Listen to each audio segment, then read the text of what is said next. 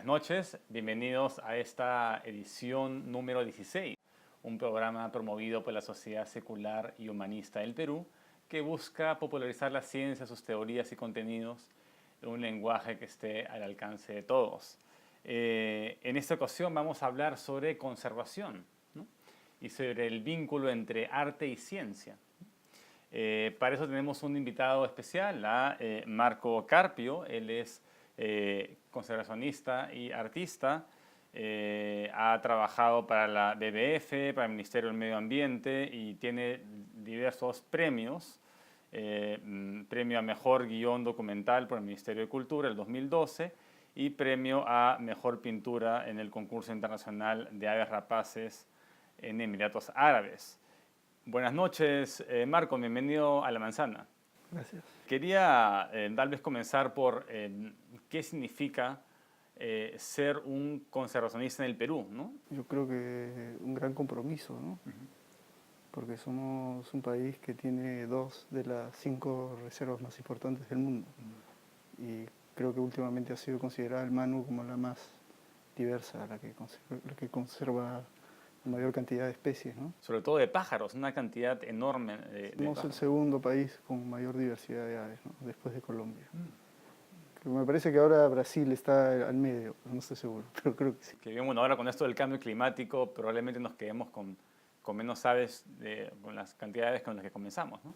Sin duda, ¿no? Claro, las aves son muy vulnerables y de hecho son un buen indicador de la salud del ambiente. ¿Por qué es importante conservar en el Perú? Primero porque son depositarias del germoplasma, digamos. O sea, tienen material genético invaluable, ¿no?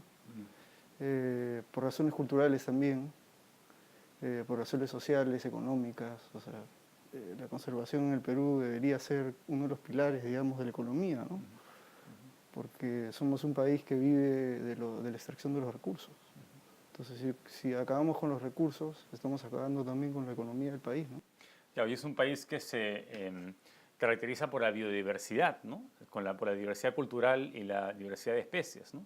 Entonces, el no conservarlo sería tonto, ¿no? Yo creo que, claro, además ambas cosas van juntas, ¿no? La diversidad cultural va de la mano de la diversidad natural. O sea, es la misma, es más, creo que el concepto de diversidad abarca las dos cosas, cultura y naturaleza. Marco, entonces, ¿cómo podemos hacer para fomentar la conservación en el Perú? El reto es grande, ¿no?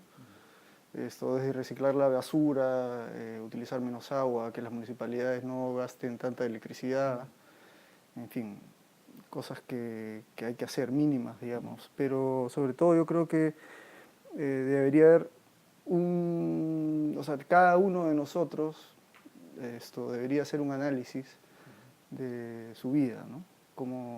Cuánto consume, cuánto dinero gasta en comida, cuánto dinero gasta en ropa, en lujos, en fin.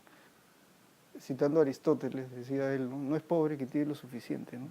Yo creo que eso debería ser el precepto de hoy en día, ¿no? O sea, vivir con lo suficiente. O sea, no todas son las cosas, no todo es el consumo masivo, ¿no? Es importante que las autoridades se comprometan con la conservación, que se divulgue la ciencia para que la gente, digamos, sea más consciente de la conservación, ¿no? Tú te mueves según me contaste, te mueves en un ambiente artístico, pero trabajas mucho con científicos. En tus muestras utilizas, digamos, animales disecados, ¿no? La última muestra que tuviste en Barranco hace unas semanas, utilizabas elementos como el pan, ¿no? con pájaros. Yo creo que es una manera bastante cercana para el común de las personas y bastante artística poder ver la exhibición de estos animales disecados, ¿no? De una forma distinta a un museo, ¿no? Hemos conversado que el museo normalmente no se fija mucho en la estética, ¿no? Pero sin embargo recibiste alguna oposición, ¿no? De algunos grupos de protectores de los animales, ¿no? Cuéntanos cómo ves este asunto. Es un síntoma de cómo la sociedad peruana está disociada del arte y de la ciencia, ¿no? El arte contemporáneo, quiero decir. Claro. Porque sí, arte popular, en fin, ¿no? Todo eso, convivimos con eso, pero las artes contemporáneas creo que están disociadas al igual que la ciencia de la sociedad. Y creo que eso responde un poco a la pregunta anterior, ¿no? De que es importante acercar el arte y la ciencia a la gente, ¿no? Para que eso contribuya pues, a que la gente tome conciencia de lo que está pasando, ¿no? Y esto, bueno, el problema con esta gente es pues que sí, bueno, hubo cierta manipulación, ¿no? Que llevaba que alejaba, digamos, nos alejó un poco la discusión del arte y alejó a la gente de lo que realmente se estaba tratando en la muestra, ¿no? Pero al final de todo yo creo que el resultado ha sido positivo, ¿no? Porque se habló de lo que no se había hablado, ¿no? Se habló del arte, se habló de la conservación, se habló de la materialidad del arte, ¿no? De un lenguaje, digamos, que como la libertad del arte, o sea, toca ciertas cosas que se acercan a la ética, ¿no? Que toca temas éticos, digamos, ¿no? Claro, para los que no saben, hubo una muestra en Barranco, ¿no? Y utilizaste animales disecados y en vez de muchas personas pueden ver esto como una falta de respeto a los cadáveres de los animales, ¿no? Sí. Cuando era una cuestión nada más estética, tú no, digamos, no cazaste ni torturaste a los animales, eran muestras científicas que fueron, digamos, prestadas legalmente, ¿no? Sí. Entonces, no habría ningún problema moral, ¿no? en exhibir cuerpos de animales, ¿no? Yo creo que no, ¿no? Porque ahí además no hay ni comercio tampoco. O sea, esas aves salieron de una colección científica. Un señor me dijo, ¿no? Lo que tú tienes que decir es que esas aves han salido, ¿no? de un cementerio, digamos, nos dicen algo y otra vez van a regresar para la eternidad, digamos, otra vez al cementerio, ¿no? Y nadie más la va a volver a ver, salvo los científicos, ¿no? Era la oportunidad de darles una oportunidad a esos seres de decir algo, ¿no? Por sus hermanos en la naturaleza, digamos, ¿no?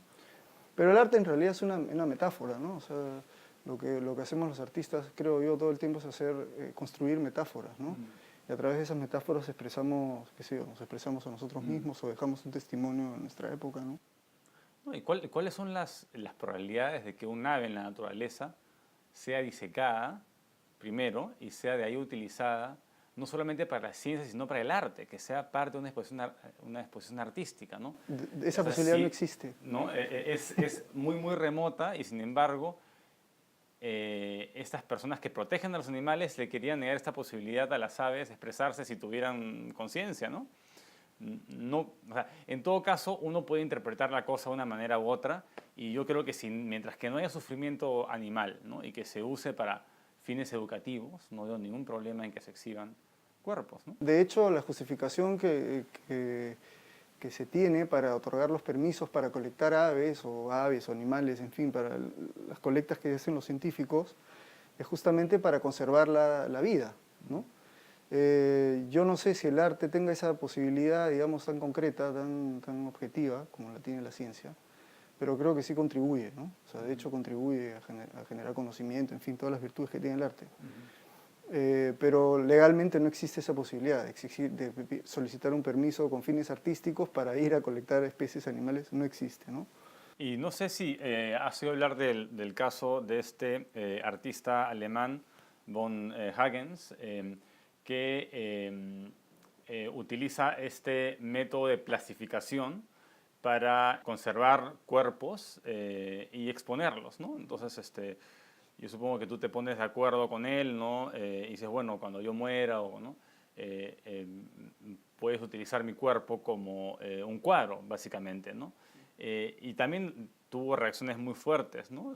Muchas personas dicen que es hasta inmoral exponer estos cuerpos, ¿no? ¿Tú qué piensas? Uno es dueño de su cuerpo, ¿no? Y al final de esa exposición, yo la vi en Londres, uno puede firmar, ¿no? Donando su cuerpo al final de la muerte, en cualquier parte del mundo, ¿no? Entonces, ¿saliste a la exposición y donaste tu cuerpo para una futura exposición? Yo lo he pensado, ¿no? Me gustaría a mí mismo modificar mi cuerpo, tal vez, ¿no? Pero claro, es un poco imposible, ¿no? Qué sé yo, de eso mismo me decían esta gente, ¿no? ¿Por qué no te modificas tú? Si yo pudiera hacerlo, no tendría ningún problema, sinceramente. ¿Por qué no? Porque es algo inerte, ¿no? Si eso contribuye para generar algo. Si con el uso de tu cuerpo, que ya está inerte y que ya no vas a usar, se puede crear algo bello, se puede crear arte o se puede descubrir algo en la ciencia, ¿por qué no? ¿No? Sería egoísta, ¿no? Es como donar órganos también, ¿no? Otras personas pueden aprovecharse, pueden aprovechar lo que tú ya no vas a usar, ¿no? Por supuesto, ¿no? De hecho, las colecciones científicas son eso mismo, ¿no? O sea, contribuyen con material genético, en fin, muchos estudios que se hacen esto gracias a estas colecciones, a estos cadáveres, ¿no? La ciencia médica también, o sea, la ciencia médica, de hecho se estudia la anatomía con cadáveres humanos, no hay otra forma, es la mejor forma de aprender. ¿Tú has trabajado también disecando cuerpos? Para esa exposición, dice, sí, gracias a la ayuda de una de las científicas de Corbidi, disecamos ese cóndor, ¿no? Que fue el primer cóndor de Corbidi disecado. Además, ese cóndor se intentó salvarle la vida ad honorem, porque todo eso ha sido así, y esto no se logró, y bueno, ahora forma parte de esa colección, ¿no? Esa fue la otra pieza que generó otro escándalo, ¿no? Porque ¿cómo es posible que el cóndor sagrado de los Andes, qué sé yo, esté exhibido así? Bueno, pero si una lectura más precisa, te darías cuenta pues que es todo lo contrario, ¿no? Que lo que hay detrás de ese trabajo hay una preocupación por la vida, hay una crítica también a los procesos de la tradición, digamos, ¿no? Como la tradición andina se está de alguna forma deformando también por el comercio, por la extracción, por la minería, por la necesidad de trabajo.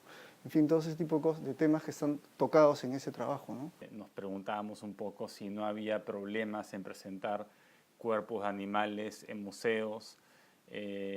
Tampoco tendría por qué haber problemas en presentar cuerpos de animales en obras artísticas o en cualquier otra manifestación, ¿no? Y no solamente en los museos, digamos. O sea, de hecho, en manifestaciones originarias utilizan animales, ¿no? En sus vestimentas, en su fiesta, ¿no? Los chunchos en el Señor de Coyoriti, las huaylillas en Abancay. Esto utilizan alas de cóndor en sus trajes típicos, digamos. Claro, el cóndor es un animal protegido, hay que tener ciertas consideraciones. Yo encuentro que a través de esos objetos, ¿no?, reales, obtenidos de la naturaleza, estas personas se involucran con la vida, con su entorno, ¿no? Es por eso que las utilizan, creo yo.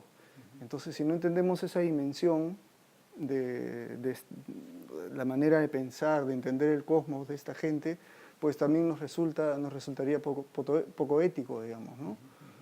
Porque, claro, uno no entiende por qué. O sea, ¿por qué no utilizan un peluche? No, porque es a través de esos animales es que se genera, hay un cosmos, hay una cultura que soporta eso, ¿no? Entonces ahí entramos ya al terreno también de la importancia de conservar la tradición, de conservar la cultura social, el entorno natural, digamos, ¿no? Sí, si los animales ya están muertos y los vas a honrar o aparentemente honrar con una muestra artística, no veo ningún problema en ello. Claro, hay otras prácticas culturales como la corrida de toros, por ejemplo, donde sí involucra, también puede ser visto de manera artística, ¿no?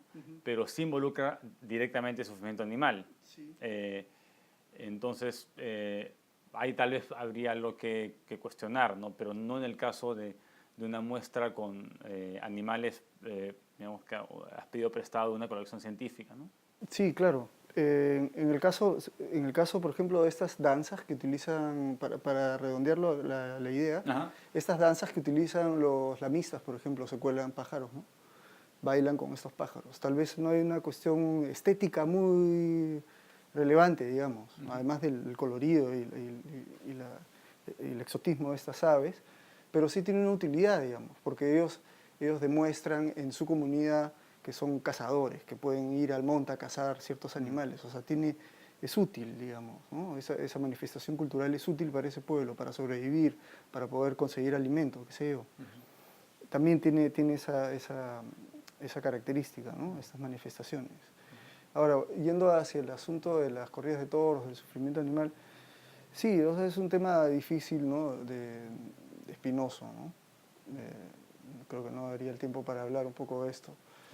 Pero yo creo que la belleza, no hay que perder de vista que la belleza es goce estético y goce espiritual, ¿no? Es muy importante, creo yo, para el hombre, ¿no? O sea, la experiencia del arte creo que trasciende en la vida de uno, ¿no? ¿Cómo hacemos para vincular al peruano promedio con el arte, un poco más con el arte, ¿no? Yo sí creo que está asociada el arte a la cultura, o sea, no se puede separar, ¿no? Pero creo que no hemos reflexionado un poco sobre qué es el arte, ¿no? Ahí en este campo, ¿no? Porque un cantante folclórico es un artista. Uno se sube a una combi y escucha música hecha por artistas. De hecho, ir al cine está hecho también por artistas, o sea, la obra cinematográfica sí tiene componentes artísticos, ¿no? Claro, no existe la vocación ni la costumbre de visitar museos, ¿no? Como si la hay en otras partes del mundo, ¿no? Tal vez por ahí podríamos hacer un esfuerzo, ¿no? Las galerías de arte, interesante, ¿no? las galerías de arte contemporáneo creo que están enfocadas un poco más, si bien cumplen una labor cultural, creo que podrían hacer un poco más de difusión en colegios,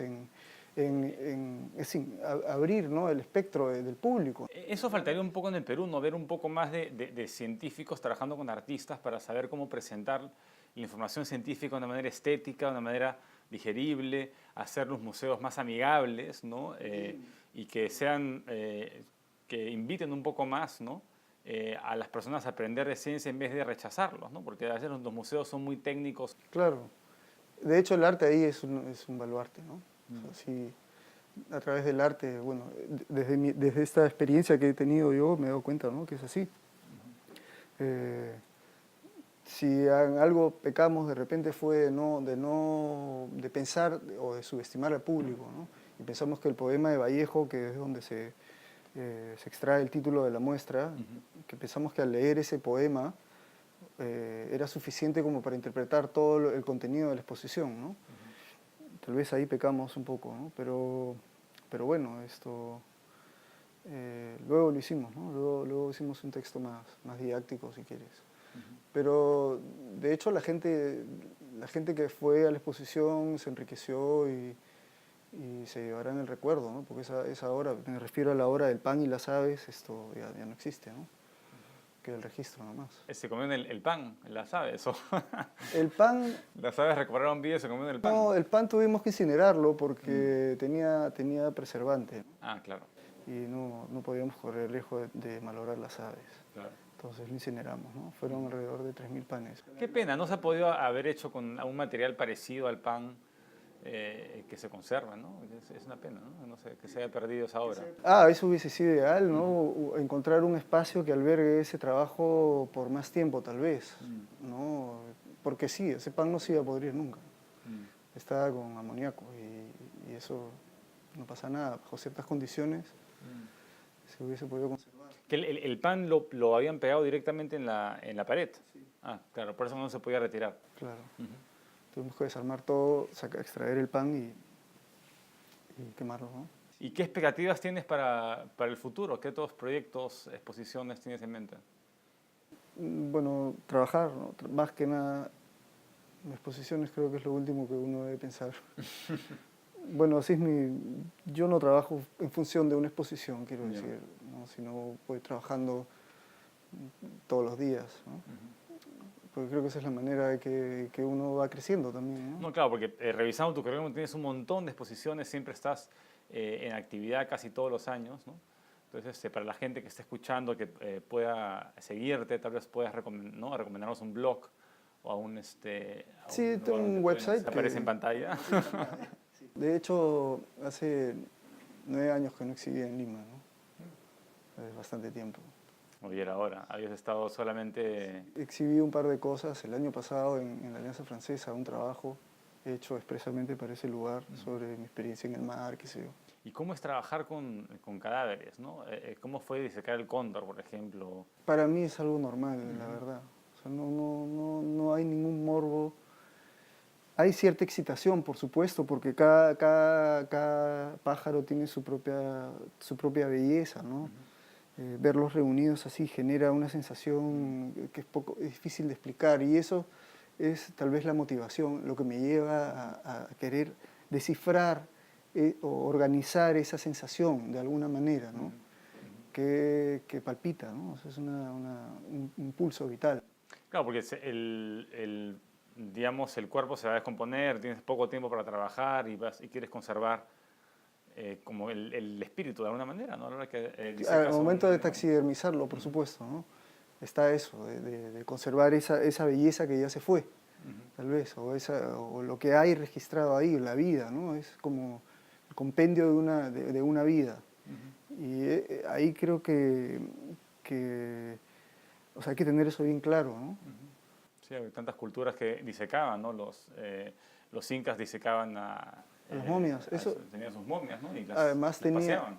Claro, además tenían sus propios espacios, ¿no? Que eran atendidos por gente para alimentar a la gente que cuidaba las momias. O sea, estaban vivas en realidad. Todavía tenían influencia sobre la sociedad. Muchas gracias, Marcos. Estuvimos acá en la 16ª edición y quería justo terminar con una cita de Hipólito Unanue de Historia de la Medicina Peruana. Él también era un gran conocedor de la anatomía y conocía bastante bien el disecado de animales. Él dice: el cadáver disecado y demostrado es la sabia y elocuente escuela en la que se dictan las más seguras máximas para conservar a los vivientes. Muchas gracias por seguirnos y nos vemos en la siguiente edición.